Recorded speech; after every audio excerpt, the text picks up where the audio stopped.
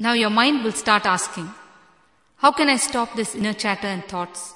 How can I experience real silence? This thought will start haunting you and it will become one more worry. Try to understand, you can never stop the thinking. The thought that you have to stop your thinking itself is another thought. If you forcibly try to be silent for a second, that silence is not the silence we want to achieve. It is just a forced and dead silence. The silence that we want to achieve is a vibrating, blissful silence, the silence of existence. So what is it that needs to be done? Simply watch the mind, that's all. Be an observer. Don't pass any judgments. Don't resist any thoughts. Watch it with the deep gratitude that it is God's gift to you. This is the first step towards inner silence. Your awareness will slowly grow and make you centered in yourself and increase the silence in you. When I say increase the silence, I mean your inner chatter will reduce and you will be more of a watcher. With that increased silence, there will be more awareness in you and this will become a cyclic process. With this awareness, you will be able to enjoy the beauty that surrounds you. It is not that the beauty came in suddenly. It was always there, but you were not aware of it. You were too busy within yourself and so you failed to see it.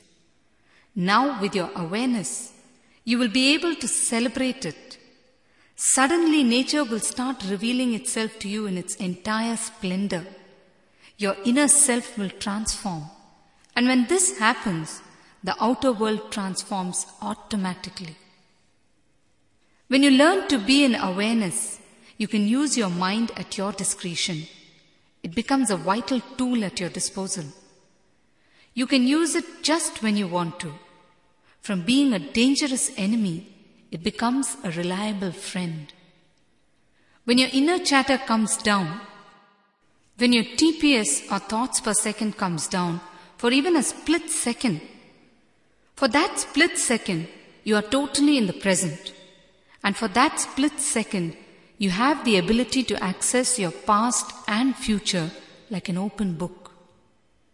When your inner chatter is high, your TPS is high, and you are all the time either in the past or in the future, never in the present. Let me explain to you what I mean by being able to access your past and future clearly. When you are at a lecture or a party, suddenly out of nowhere, you feel that the whole scene has happened before. The voices, the conversation, the place, even a few curios in the place, all look like a replay of a scene that you have witnessed earlier. You are jolted.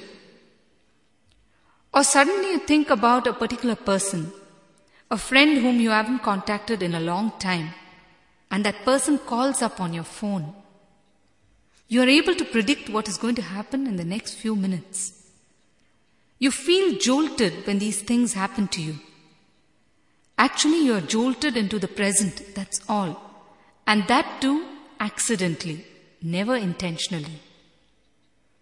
You are never consciously in the present. You are always in the past or future. You move from past to future without touching the present. This is the truth. But accidentally, your thoughts per second come down for a moment and you are jolted into the present. When you are completely in the present for even a second, your past and future become transparent to you. That is why you see these kinds of intuitive things happening to you. You see, our thinking is never clear. It is always just association. It is never real thinking. Let me explain what I mean by association. You wake up in the morning and see a rose that has bloomed in your garden. Immediately, your mind goes to someone who gave you a rose sometime in the past. Your thought then goes through your reaction at that time to the flower, or you start thinking about that person. You then start thinking about incidents that happened with that person. In the end, what happens? You miss enjoying the rose that is in front of you. This is how you run behind the past and miss the present. This is what I mean by the word association. This is the nature of your current mental setup. Masters always live in the present. That is why they have access to the vast ocean that is the past and the future. For you, it is an accident. It is just a split second when this happens to you. You even feel scared when this happens because you're so used to living unconsciously that when you're jolted into consciousness, it is too much. Reality becomes too much. Your TPS plays a major role in determining how far you are from reality or the present. You live unconsciously when your TPS is high.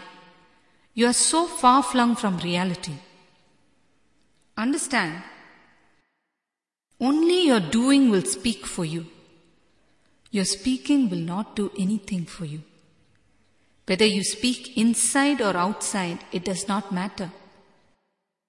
Simply bring in awareness and automatically you will stop speaking unnecessarily.